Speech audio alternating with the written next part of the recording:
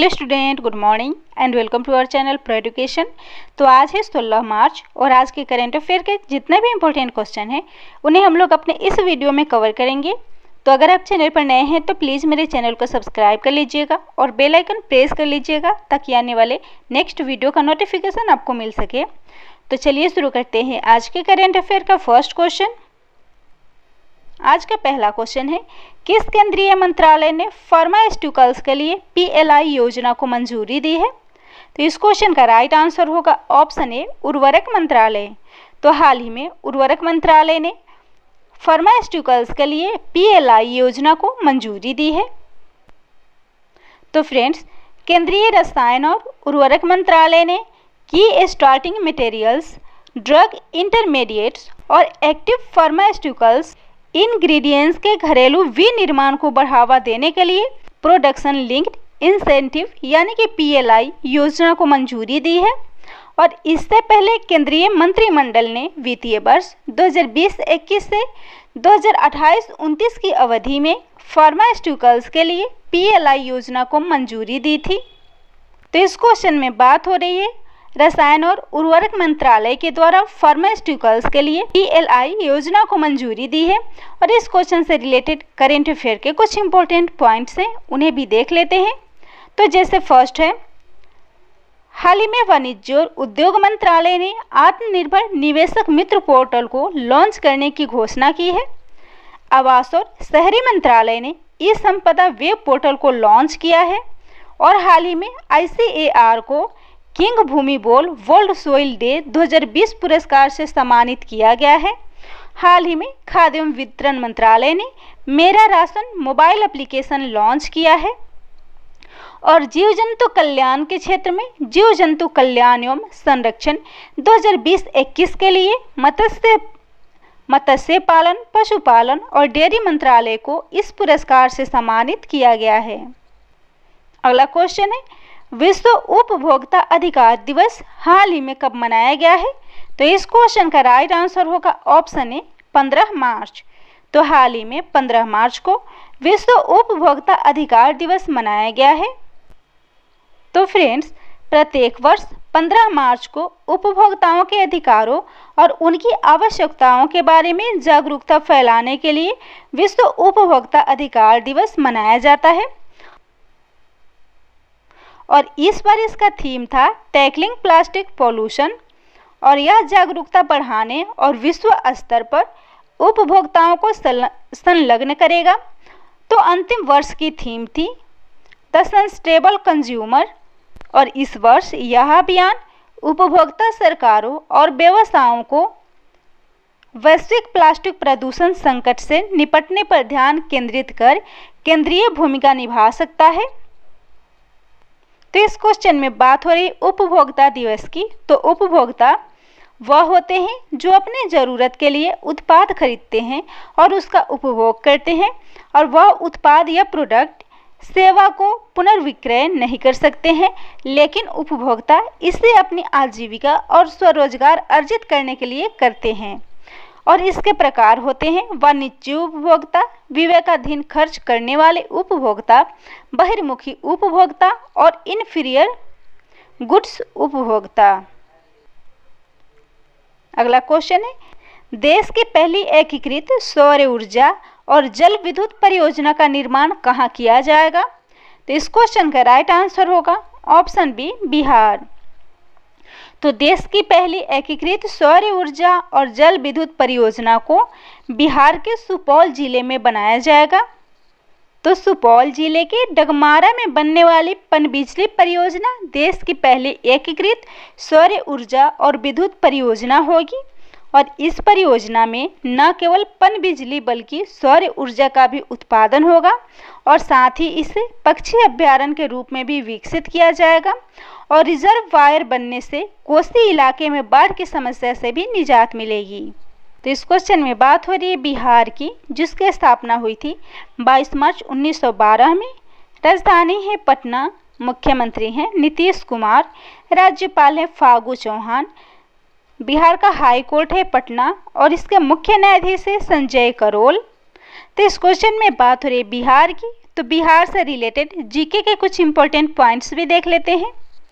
तो भारत का पहला डॉल्फिन शोध केंद्र को बिहार की राजधानी पटना में बनाया जाएगा और विश्व का सबसे बड़ा अस्पताल पटना का पीएमसीएच अस्पताल बनेगा।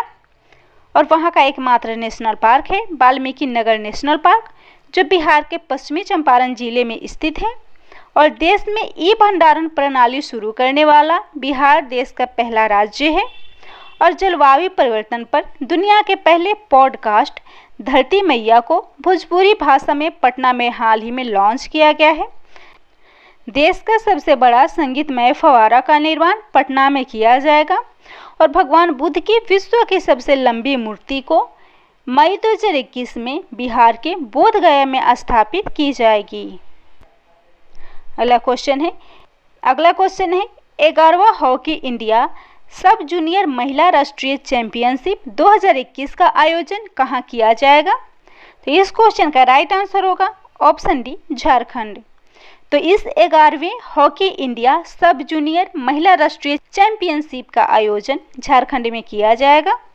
तो नेशनल सब जूनियर वीमेन हॉकी चैंपियनशिप 2021 को झारखंड के सिमडेगा में आयोजित किया जाएगा। और इसी के साथ मुख्यमंत्री हेमंत सोरेन ने सिमडेगा में एक और अंतर्राष्ट्रीय स्तर का स्टेडियम बनाए जाने की भी घोषणा की है। तो झारखंड, जिसकी राजधानी है रांची, मुख्यमंत्री हैं हेमंत सोरेन, राज्यपाल हैं द्रौपदी मुर्मू और झारखंड की सीमाएं बिहार, उड़ीसा, पश्चिम बंगाल, उत्तर प्रदेश और छत्तीसगढ़ से लगती है। और हाल ही में झारखंड के सोहराई खुव्वर पेंटिंग को जीआई टैग मिला है। वहाँ का बेतला नेशनल पार्क और दलमा अभ्यारण्य झारखंड में स्थित है। और आदिवासियों के लिए सरना आदिवासी धर्म कोड को झारखंड में पारित किया गया है।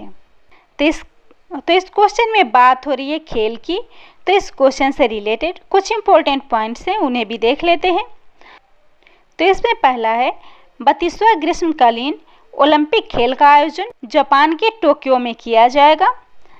22वां राष्ट्रीय खेल को इंग्लैंड के बर्मिंघम में 2022 में आयोजित किया जाएगा। 39वां राष्ट्रीय खेल को 2022 में मेघालय, भारत में आयोजित किया जाएगा। और 13वां आईसीसी क्रिकेट वर्ल्ड कप को भारत में 2023 में आयोजित किया जाएगा। अगला क्वेश्चन है Ibrahim prize of achievement in African leadership 2020 से किस देश के राष्ट्रपति को सम्मानित किया गया है? तो इस क्वेश्चन का राइट आंसर होगा ऑप्शन ए, नाइजीरिया। तो हाल ही में नाइजीरिया के राष्ट्रपति को Ibrahim prize of achievement in African leadership पुरस्कार से सम्मानित किया गया है। तो फ्रेंड, दुनिया के सबसे बड़े leadership prize Ibrahim prize of achievement in African leadership 2020 के पुरस्कार को नाइजर के राष्ट्रपति महामदो इसोफो ने अफ्रीकी नेतृत्व में उपलब्धि के लिए जीता है। तो इस क्वेश्चन में बात हो रही है नाइजर गणराज्य की, जिसकी राजधानी है नीमी, जो कि नाइजर नदी के किनारे बसी हुई है। राष्ट्रपति है महामदो इसोफो, प्रधानमंत्री है बिग्रे रफीनी और वहाँ की मुद्रा है पश्चिमी अफ्रीकी CFA फ्रैंक। अगला क्वेश्चन है किसने अपने पहले वर्चुअल ट्रेड फेयर का दूसरा चरण लॉन्च किया है? तो इस क्वेश्चन का राइट आंसर होगा ऑप्शन ए, एपीडा।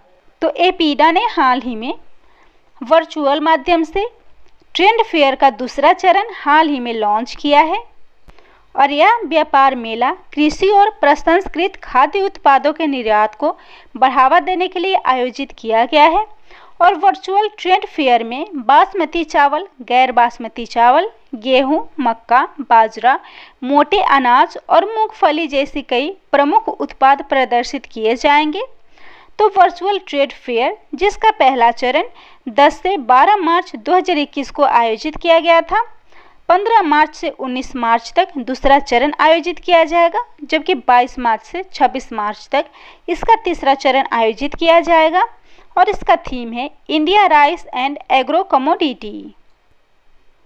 तो APEDA agriculture and processed food products export development authority, यानी कि कृषि और प्रसंस्कृत खाद्य उत्पाद निर्यात विकास प्राधिकरण, जिसका गठन हुआ था 1986 में। मुख्यालय है नई दिल्ली। इसके अध्यक्ष है एम अंगुमुथु और इसके निदेशक हैं तरुण बजाज। अगला क्वेश्चन है, भारतीय क्रिकेटर जो कि अंतर्राष्ट्रीय T20 क्रिकेट में 3000 रन बनाने वाले दुनिया के पहले खिलाड़ी बन गए हैं। तो इस क्वेश्चन का राइट आंसर होगा ऑप्शन बी, विराट कोहली। तो हाल ही में विराट कोहली अंतर्राष्ट्रीय T20 में 3000 रन बनाने वाले दुनिया के पहले क्रिकेटर बन गए हैं। तो भारतीय कप्तान विराट कोहली T20 इंटरनेशनल में 3000 रन बनाने वाले दुनिया के पहले खिलाड़ी बने हैं। और इसी के साथ ईशान जो कि डेब्यू मैच में 4 छक्के लगाए हैं और वे इस उपलब्धि को हासिल करने वाले भारत के पहले खिलाड़ी बन गए हैं। तो इस क्वेश्चन में बात हो रही है अंतर्राष्ट्रीय क्रिकेट की। अंतर्राष्ट्रीय क्रिकेट परिषद यानी कि इंटरनेशनल क्रिकेट काउंसिल की, जो कि विश्व भर में क्रिकेट की प्रतियोगिताओं की नियंत्रक तथा नियामक संस्था है। स्थापना हुई थी 15 जून 1909 में। मुख्यालय है दुबई, संयुक्त अरब अमीरात। सदस्य देशों की संख्या है 104। चेयरमैन है ग्रेग बार्कले और इसका CEO है मनु साहनी। तो इस क्वेश्चन में बात हो रही है रिकॉर्ड स्थापित करने वाले पहले खिलाड़ियों की। तो इस क्वेश्चन से रिलेटेड करंट अफेयर के कुछ इंपॉर्टेंट पॉइंट्स हैं, उन्हें भी देख लेते हैं। जिसमें पहला है, अंतर्राष्ट्रीय क्रिकेट में 10,000 रन पूरे करने वाले दुनिया की दूसरी और भारत की पहली महिला क्रिकेटर बनी है मिताली राज। ईशांत शर्मा भारत की तरफ से 100 टेस्ट मैच खेलने वाले दूसरे तेज गेंदबाज बने हैं। Rishabh Pant ICC player of the month award 2021 से सम्मानित हुए हैं। जो रूट 100वें टेस्ट में 200 रन बनाने वाले पहले बल्लेबाज बने हैं। क्रिस मॉरिस IPL के इतिहास में सबसे महंगे खिलाड़ी बने हैं और वहीं IPL के सबसे महंगे भारतीय खिलाड़ी जो कि बिना अंतर्राष्ट्रीय मैच खेले हुए कृष्णप्पा गौतम बने हैं। अगला क्वेश्चन है, कौन स्थानीय लोगों के लिए निजी क्षेत्र में 75% आरक्षण देने वाला तीसरा राज्य बन गया है? तो इस क्वेश्चन का राइट आंसर होगा ऑप्शन बी, झारखंड। तो झारखंड हाल ही में स्थानीय लोगों के लिए निजी क्षेत्र में 75% आरक्षण देने वाला भारत का तीसरा राज्य बना है। तो फ्रेंड्स, झारखंड में यह आरक्षण 30,000 प्रति माह से कम वेतन पाने वाले लोगों के लिए लागू किया गया है और इस आरक्षण नीति के तहत राज्य में स्थानीय लोगों के लिए मानदंड को तय करने के लिए एक उप समिति भी बनाई जाएगी।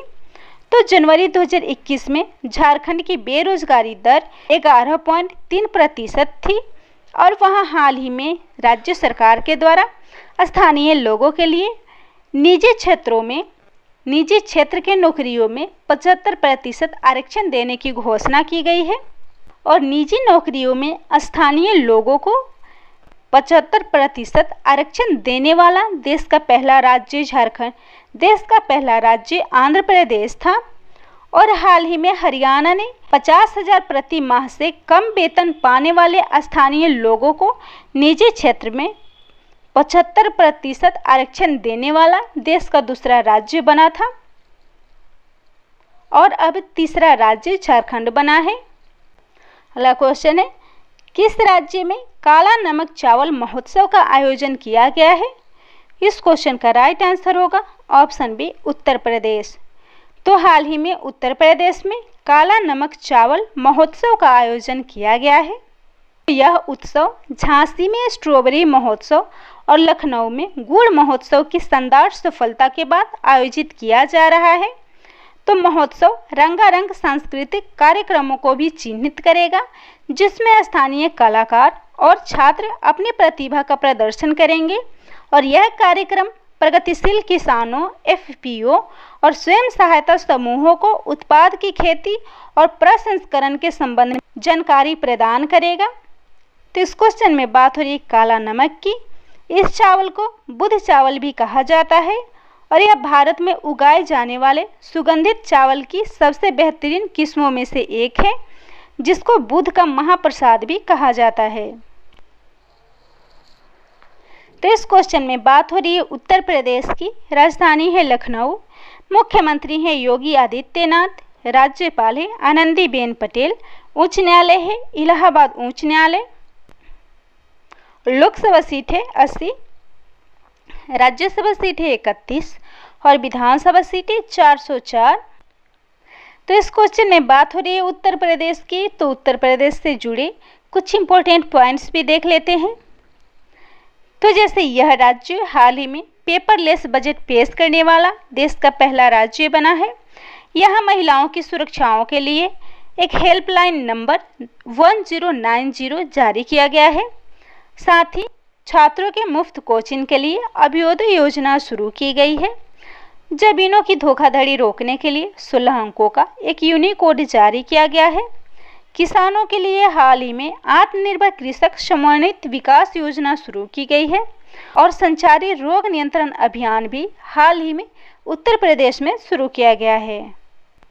आज का लास्ट क्वेश्चन है, देश का पहला केंद्रीकृत वातानुकूलित रेलवे टर्मिनल कहाँ स्थापित किया गया है? तो इस क्वेश्चन का राइट आंसर होगा ऑप्शन डी, बेंगलुरु। हाल ही में बेंगलुरु में देश का पहला केंद्रीकृत वातानुकूलित रेलवे टर्मिनल स्थापित किया गया है। तो देश के पहले केंद्रीकृत वातानुकूलित रेलवे स्टेशन का नाम सर एम विश्वेश्वरैया टर्मिनल है। इसे बेंगलुरु में बनाया गया है और यह रेलवे स्टेशन सभी आधुनिक सुविधाओं से लैस है और टर्मिनल में एक एयरपोर्ट जैसा फेस गेट भी है, जिसे बेंगलुरु के केम्पेगौड़ा इंटरनेशनल एयरपोर्ट की तर्ज पर बनाया गया है। तो इस क्वेश्चन में बात हो रही है कर्नाटक की, राजधानी है बेंगलुरु, मुख्यमंत्री हैं वीएस येदियुरप्पा, राज्यपाल हैं वजुभाई वाला और इसका सबसे बड़ा शहर है बेंगलुरु, जिसे भारत के सिलिकॉन वैली के नाम से जाना जाता है। राष्ट्रीय उद्यान है बांदीपुर राष्ट्रीय उद्यान और नागरहोल राष्ट्रीय उद्यान और कर्नाटक के सिरसी सुपारी को जीआई टैग मिला है। देश का पहला रेल म्यूजियम कर्नाटक में स्थापित किया जाएगा और देश का पहला सैंडलवुड संग्रहालय भी कर्नाटक के मैसूर में स्थापित किया गया है और देश का पहला फूल संस्करण केंद्र भी कर्नाटक में स्थापित किया जाएगा। तो यह था आज के करेंट अफेयर का टॉप 10 इम्पोर्टेंट क्वेश्चन। अगर आप चैनल पर नए हैं तो प्लीज़ मेरे चैनल को सब्सक्राइब कर लीजिएगा और मेरे वीडियो को लाइक एंड शेयर कर दीजिएगा।